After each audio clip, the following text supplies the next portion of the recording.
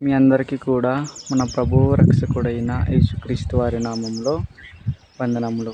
ఈరోజు దేవుడు మనతో మాట్లాడుతున్న మాట ఏంటంటే, మనము ఎంత ప్రార్థన చేసినా మన ప్రార్థనకు జవాబు ఎందుకు రావట్లేదు అని కనుక మనం చాలా జాగ్రత్తగా ఆలోచించగలిగితే, మనకున్నటువంటి సమస్యలను బట్టి, మనకున్నటువంటి ఇరుకులను బట్టి, మనకు కలిగినటువంటి రోగాలను బట్టి మనం ఎన్ని దినాలు ప్రార్థన చేసినా మన ప్రార్థనకు విడుదల ఎందుకు రావట్లేదు, మన ప్రార్థనకు స్వస్థత ఎందుకు రావట్లేదు అని కనుక మనం జాగ్రత్తగా లేఖనాల నుండి చూసినట్లయితే, యాకోబు పత్రిక 5వ అధ్యాయము 15వ వచనం, విశ్వాస సహితమైన ప్రార్థన ఆరోగ్యాన్ని స్వస్థపరచును.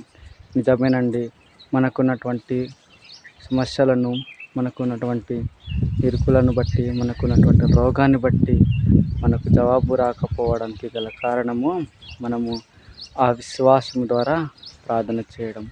మనము విశ్వాసం ద్వారా ప్రార్థన చేసినట్లయితే ఖచ్చితంగా దేవుడు మన ప్రార్థనకు అంగీకరించి మనలో ఉన్నటువంటి సమస్య బాధల నుండి విడుదల దయచేస్తాడు.